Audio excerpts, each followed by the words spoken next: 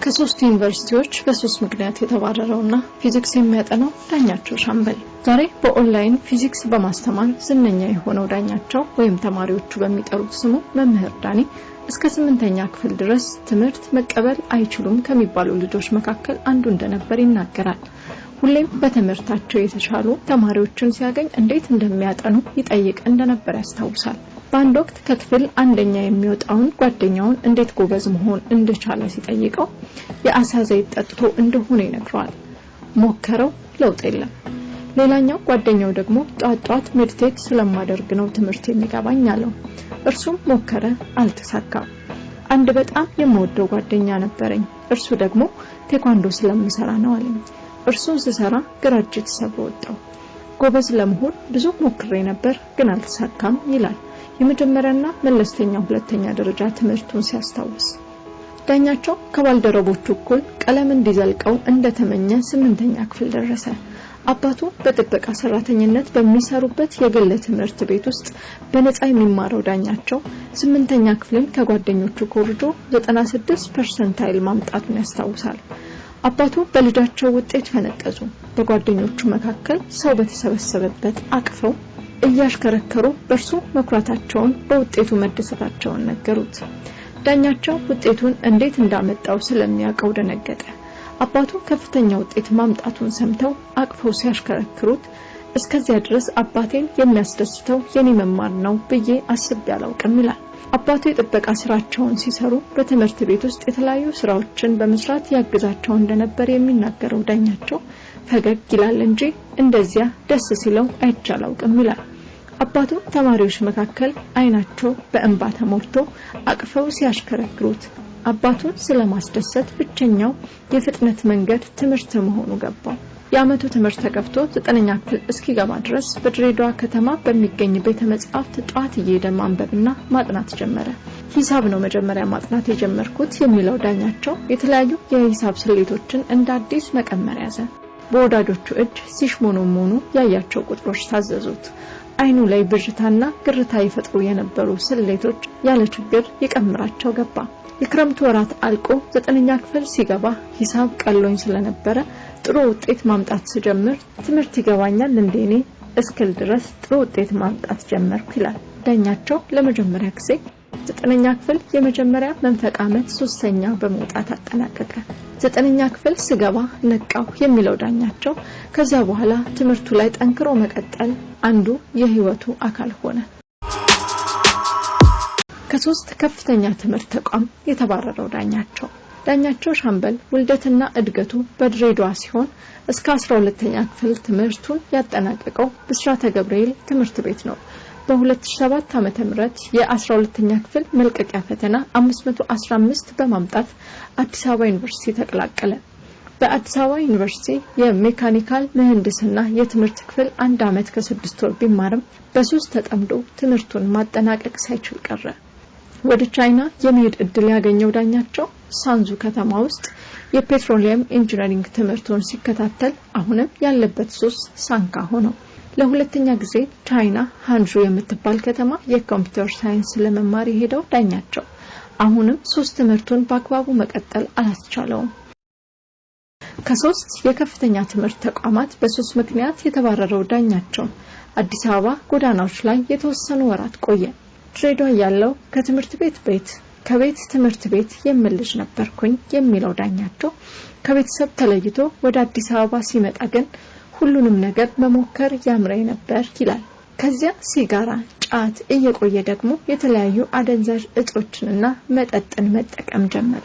ቻይና የትምህርት እድል አግኝቶ በሄደበት ወቅት ከሱስ ወጥቶ ትምህርቱ ላይ ለማተኮር ለራሱ ቃል ቢገባም ከራሴ ጋር ስለተጣበቀ አልቻልኩም ይላል።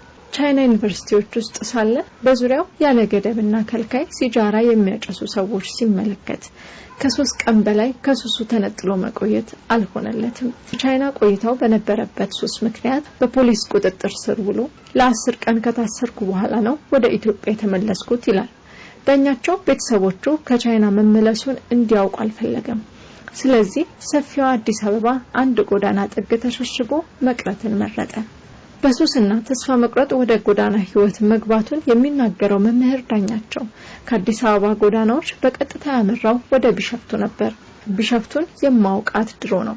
አዲስ አበባ ዩኒቨርሲቲ ያለው የሜካኒካል ምህንድስና ትምህርት ክፍል ስማር አንድ ትልቅ ፕሮጀክት ለመስራት ወደዚያ ሄጄ ነበር ይላል። ቢሸፍቱ በሱስ ዓለም ሲምባቸር ህይወቱ የበለጠ እየከበደው መጣ። በልቶ ማደር ችግር ሆነ። ከሱስ አልፎ ሆዱን ማስታገስ ጥሙን ማርካት አልቻለም። ስለዚህ ጥሏት የመጣው አዲስ አበባ ናፈቀችው። ማንም ሰው የማያውቀኝ ቢሸፍቱ ከመሞት ትንሽ ሰው የሚያውቀኝ አዲስ አበባ ሄጄ በሞት አስክሬኔን ለቤተሰቤ ለመላክ እንኳን ይቀላል ብዬ ነው ይላል ምክንያቱን ሲያስረዳ። መናኸሪያ የነበሩ የጎዳና ጓደኞቹ 35 ብር ሰብስበው ሰጡትና በርሱ ወደ አዲስ አበባ ጉዞ ጀመረ። ከቤተሰቦቹ አዲስ አበባ እየመጣ ሳለ መኪናው ቆመ። ለፍተሻ ሲወርዱ ዳኛቸው ሱሱን ማስታገስ ለመፈለግ ዞር ዞር አለ። የሲጋራ ቁራጭ አግኝቶ አጭሶ ሲመለስ መኪናው ውስጥ ያሉ ተሳፋሪዎች ገብተው የሱ ቦታ ላይ ተቀምጠው ጠበቁት። ክፍት ወንበር የነበረው ከአንዲት ሴት ጎን ነበር። አጠገብ ላጠገብ ተቀምጠው ሲያወሩ ታሪኩን ሲያካፍላት አዘነችለት። እንደምትረዳኝ ቃል ገባችልኝ ይላል ሁኔታውን ሲያስታውስ። በወቅቱ መስተንግዶ እየሰራች በሪፍት ቫሊ ዩኒቨርሲቲ ነርሲንግ ትማር የነበረችው ይህች ሴት ለዳኛቸው ህይወት መለወጥ ምክንያት ሆነች። እሷ በቢሸፍቱ ትንሽ ቤት ተከራይታ የምትኖር ቢሆንም ለዳኛቸው ያላትን ለማካፈል የሚተኛበት አነስተኛ ፍራሽ ለመዘርጋት አላመነታችም። ይህች ሴት ያሁኑ ባለቤቱ እንደሆነች የሚናገረው ዳኛቸው በእርሷ ድጋፍና እርዳታ የጎዳና ህይወቷ በቃ። እርሷ ጋር ተጠግቶ ሲኖር ቀስ በቀስ ከሱስ እየራቀ መጣ። መጽሐፍ ቅዱስን ማንበብ ጀመርኩኝ። ከዚያ በኋላ ሱስን እርግፍ አድርጎ እንደተው ያስረዳል። ህይወቱ መልክ እየያዘ የመጣው ዳኛቸው ተማሪዎች የከበዳቸውን የሂሳብ የፊዚክስ ትምህርት ሰብሰብ አድርጎ ማስተማር ጀመረ። በኮሮና ወቅት በቤተክርስቲያን ውስጥ አንድ ክፍል ተሰጥቶት አስተምራቸው የነበሩ የ8ኛ ክፍል ተማሪዎች ነበሩ የሚለው ዳኛቸው ከኮሮና በኋላ በአንድ ወር ውስጥ ተዘጋጅተው ለ8ኛ ክፍል ማጠቃለያ ፈተና እንዲቀመጡ ሲነገራቸው ትምህርት ቤቱ ፊዚክስ መምህሩ ለቆበት ስለነበር አንድ ተማሪ የእርሱን ስም አንስቶ ለርዕሰ መምህሩ ነገራቸው። መምህር እስክንቀጥር ድረስ ክፍሉን ያዘለን ብለው አስገቡን ይላል አጋጣሚውን ሲያስታውስ። እንዲያስተምራቸው ሳይሆን እንዳይረብሹ እንዲቆጣጠር ክፍል ውስጥ የተመደበው ዳኛቸው ግን ከተማሪዎቹ ጋር በሂሳብና ፊዚክስ ጨዋታ ጀመረ። ተማሪዎቹ ወደዱት። የትምህርት ቤቱ ርዕሰ መምህር አስተያየት ሲሰበስቡ ጥሩ ነገር ስለሰሙ ቀጠሩት። በዚያች አጋጣሚ የተጀመረች የማስተማር ህይወት ለ3 ዓመት ያህል በትምህርት ቤት ውስጥ በፊዚክስ መምህርነት እንዲቀጥል አስቻለው።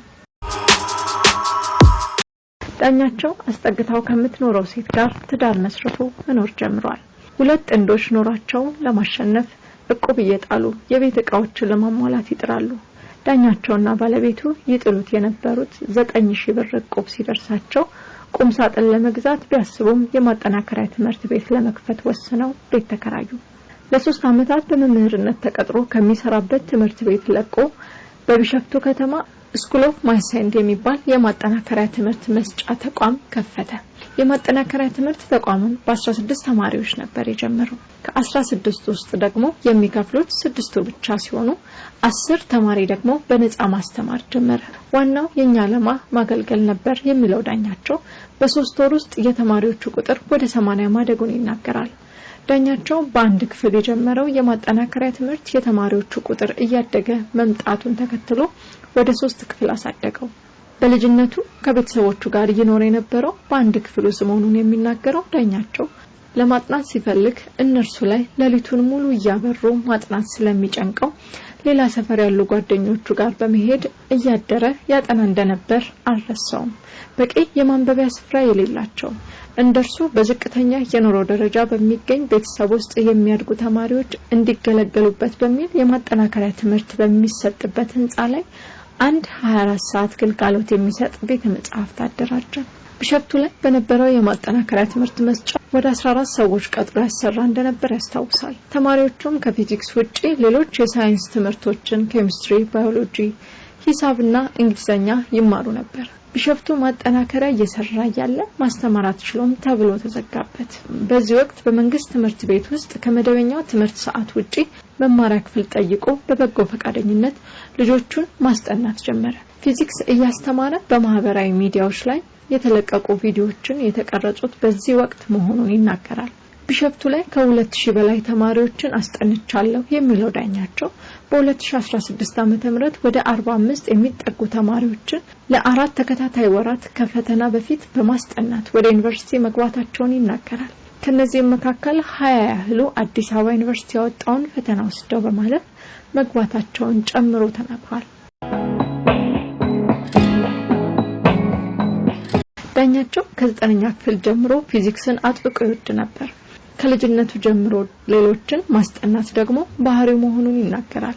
የሁለተኛ ደረጃ ተማሪ ያለም ሆነ በዩኒቨርሲቲዎች ውስጥ ተማሪዎች የከበዳቸውን ነገር ቀለል አድርጎ ማስረዳት ተሰጥኦ እንደነበር ያስታውሳል። የማስተማር ጉጉቱ ከድሮውም ውስጥ ነበር፣ ግን አስተማሪ እሆናለሁ የሚል እምነት እቅዱም አልነበረኝም። አባቱ ግን ያለውን ሰዎችን የማስረዳት ትጋትና ተሰጥኦ ተመልክቶ መምህር ብትሆን ብዙዎች ከስርህ ይማሩ ነበር ይሉት ነበር። ዳኛቸው የሚያስተምራቸውን ልጆች ውጤት ሲመለከት ያገኘውን ተቀባይነት ሲመዝን እስከ መጨረሻ የህይወት ፍጻሜው ድረስ እያስተማረ መቀጠል እንደሚፈልግ ይናገራል። አሁን ጸሎቴ ሁሉ ሞቴንም አስተምሬ ስወጣ ቢያደርገው